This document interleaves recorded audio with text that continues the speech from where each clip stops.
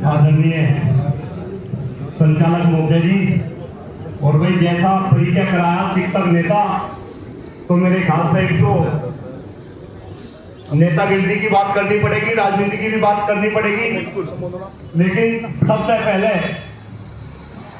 अपनी बात शुरू करने से पहले भाई सभी लोग बड़े भाई आदरणीय अशोक मलिक जी की तारीफ कर रहे हैं। देखो तारीफ करने लायक क्यों आदमी है। और मैं आपको एक बात बताऊं, ये केवल इंसान नहीं, ये सहारनपुर का शेर है। और मैंने ऐसा कई मौके पे दिखाई बनाया। शायद आप में से बहुत सारे साथी मेरे से परिचित होंगे, सोशल मीडिया पे मुझे देखते होंगे। भाई मेरे सहारनपुर मंडल में मैंने शिक्षक वर्ग में चुनाव लड़ा, और एक बात गंभीरता के साथ कह रहा कि अगर हमारे जैसे लोग विधान परिषद में जाते तो शायद आप लोगों को आज यहाँ बैठने की जरूरत नहीं पड़ती। भाई राजनीतिक रूप से भी आपको जागरूक होना पड़ेगा। जब मैं चुनाव लड़ रहा था, कोरोना का काल चल रहा था, अभी अशोक भाई की बात हो रही थी कि कोरोना काल में किस तरीके से इन्होंने संघर्ष करा। मैं भी आपके जनपद के अंदर डीएम ऑफिस में एक दिन का धरना रखा था, और मैं सभी शिक्षकों से अपील करी थी कि वो उस धरना प्रदर्शन में आवे। मास्क सबके मुंह पे लग रहे थे, घरों से सब निकलना सबने बंद कर दिया था, लेकिन मेरी एक आवाज पे अशोक भाई कोरोना काल के अंदर वहां डीएम ऑफिस में पहुंच गए थे। और कई सारे भाई और भी चेहरा भाई मैं देख रहा, तो भाई इतने संघर्षशील व्यक्ति के लिए मैं चाहूंगा एक बार हाथ ऊपर कर लो सभी भाई बहन, हाथ ऊपर करके बजाओ जरा ताली जोर से, बजाओ ताली और जोर से। रही साथियों आपकी समस्याओं की बात, भाई यहाँ बहुत सारे प्रबंधक भाई बैठे, और प्रबंधकों की भी समस्या है। और प्रबंधकों को खास तौर से प्रबंधक ऐसे जंजाल में फंस रहे कि आप लोग विलन बन गए। लेकिन जब से मैं चुनाव लड़ा, भाई मैं देख रहा आप विलन बन नहीं रहे, आपको विलन बनाया जा रहा। और खास तौर से भाई को प्रबंधक भी सुन ले, प्रबंधक की 3 कैटेगरी है इस देश में। जो मैं समझ रहा चुनाव लड़ने के बाद, प्रबंधक की इस देश में 3 कैटेगरी है जो शैक्षणिक संस्थान चला रहे। एक है उच्च वर्ग के प्रबंधक, दूसरे है मध्यम वर्ग के प्रबंधक, और तीसरे है निम्न वर्ग के प्रबंधक। जो उच्च वर्ग के प्रबंधक है, हर जिले में, पश्चिम उत्तर प्रदेश के हर जिले में डॉक्टर कुलदीप मलिक प्रतिदिन घूम रहा। जो उच्च वर्ग के प्रबंधक है भाई मैं तो मलाई मार रहे, मजे ले रहे। लेकिन जो निम्न वर्ग के और मध्यम वर्ग के प्रबंधक है भाई वे तो सर्वाइव कर रहे। और मेरा अपना डाटा है, आपके संस्थान के अंदर जो आप संस्थान चला रहे, अगर 1000 बच्चे आपके संस्थान के अंदर है तो आप सर्वाइव कर रहे, और अगर 1000 से ऊपर है तो फिर आप मलाई मार रहे। यहाँ जितने भी प्रबंधक बैठे, मेरे ख्याल से कोई प्रबंधक ऐसा नहीं होगा जिसके 1000 से ज्यादा जिसके पास में बच्चे हो, है ना? है तो नहीं भाई? तो इसका ये मतलब है कि भाई आपकी हालत है खराब। और आप एक बात और ध्यान से सुन ले कि ये शिक्षा देना ये आपका काम नहीं, शिक्षा देना आपका काम नहीं, शिक्षा देना किसका काम है? सरकार का काम है। जरा ध्यान से सुने, जितने शिक्षक साथी मेरे सामने बैठे, सरकार के केवल और केवल 3 ही काम है। सरकार के कितने काम? 3 काम। पहला काम शिक्षा का, दूसरा काम स्वास्थ्य का, और तीसरा काम सुरक्षा का। इसका मतलब जब आप सरकार का काम कर रहे हैं तो आपको सरकार को क्या करनी चाहिए? मदद करनी चाहिए। आपकी क्या करनी चाहिए? मदद करनी चाहिए। लेकिन मदद ना करके सरकार कहीं ना कहीं आपको लूटने का काम कर दी। सरकार ने आपको विलन बना दिया है, और आपको तो सब निगेटिव दृष्टि से देख रहे। देखो डॉक्टर कुलदीप मलिक भाई, मैं भी मलिक भाई का छोटा भाई हूँ, और कहने में कोई संकोच नहीं। पहले मुझे भी नहीं लगता था, मुझे भी कम विलन दिखते थे, लेकिन धीरे धीरे अब मैं देख रहा, अरे असली काम तो तुम ही कर रहे और तुम्हें ही विलन बना जा रहा।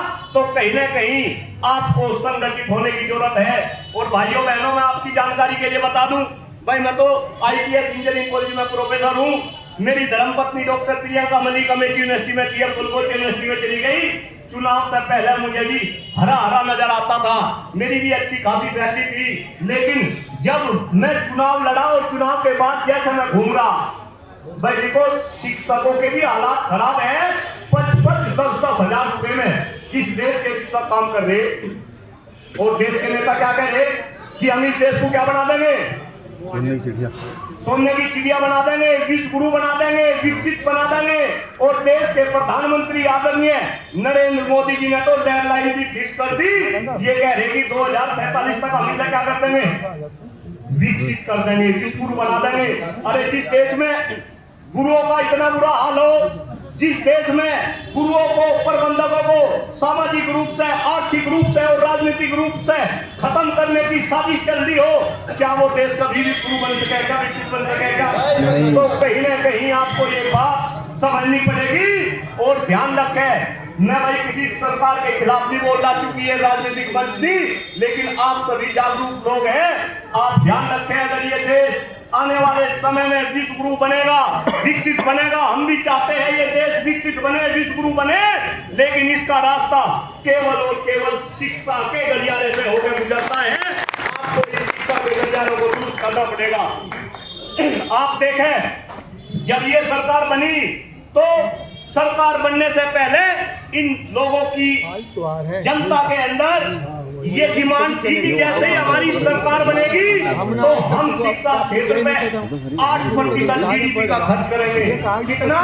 8%। लेकिन ये नल्लैक बढ़ाते तो क्या, ये तो धीरे धीरे बजट कम करते जा रहे। जरा ध्यान से समझे कि पिछले 20 साल में सबसे कम बजट शिक्षा का इस बार है। अब एक बात बताओ, जब बजट ही नहीं होगा और हम कह रहे प्रबंधकों को पैसा दे, भाई ये पैसा कैसे देंगे? तो कहीं ना कहीं इस शिक्षा के बजट को बढ़ाने के लिए भी आपको क्या करना पड़ेगा, आंदोलन करना पड़ेगा।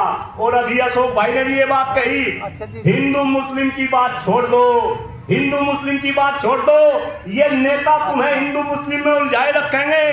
अंग्रेज भी यही काम करते थे, हिंदू मुस्लिम में उलझाते थे, और इस देश के अंग्रेजों ने क्या कर दिए, टुकड़े कर दिए, हिंदुस्तान पाकिस्तान बना दिया। हिंदू मुस्लिम में उलझना बंद कर दो, असली मुद्दों की बात करो। इन नेताओं से पूछो कि हमारी शिक्षा व्यवस्था अच्छी कैसी होगी।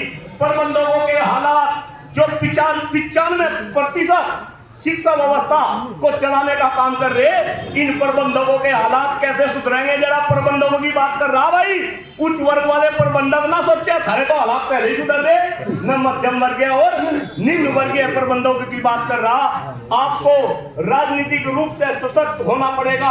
और जैसे अशोक भाई कह रहे, भाई जिस दिन तुम राजनीतिक रूप से सशक्त हो जाओगे, और एक बात और इस मंच से कह रहा कि भाई अकेले अशोक मलिक या कुलदीप मलिक से काम नहीं चलेगा।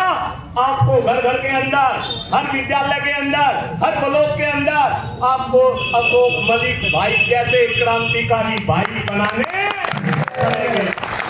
इस आशा के साथ सभी मुद्दे की गहराई को समझेंगे। शिक्षक नेता होने के नाते मैं आपकी मांग का समर्थन करता हूं। और भाई जी को मैं तो घर से बंजारा बंडा इस शिक्षा क्षेत्र को बचाने के लिए डॉक्टर कुलदीप मलिक के खून का एक एक कतरा भी अगर बलिदान देना पड़े तो मैं इसके लिए तैयार हूं। आप लोग जब चाहो जहां चाहो मैं आपके सामने हाजिर हूं। आपका बहुत बहुत आभार, बहुत बहुत धन्यवाद। जय हिंद, जय भारत, जय शिक्षक एकता। बहुत बहुत धन्यवाद। मैं आपको रोककर एक बात कहना चाहूंगा भाई, कुलदीप मलिक जी ने बहुत अच्छा हो दिया, के लिए जोरदार तालियां। हमारे आज की मांग में मुख्य यही मांग है, क्योंकि सरकार हमारे टीचरों को यूनाइट पर रजिस्टर करती है और शिक्षक मानती है, लेकिन टीचर्स को वोट का अधिकार नहीं है शिक्षक सीट पर। और हम आपसे भी ये चाहेंगे कि प्रदेश के जिस इलाके में भी आप जाएं, ये मांग जरूर रखें कि बेसिक विद्यालय में जो भी शिक्षक हमारे हैं उनको वोट का अधिकार हो। क्योंकि वोट का अधिकार होगा तो जनप्रतिनिधि इनके दरवाजे तक आएगा, इनके स्कूलों तक आएगा और इनकी आदि समस्याओं का निराकरण उसी दिन हो जाएगा। मैं इसी के साथ मैं हमारे भी भारतीय किसान यूनियन से नगर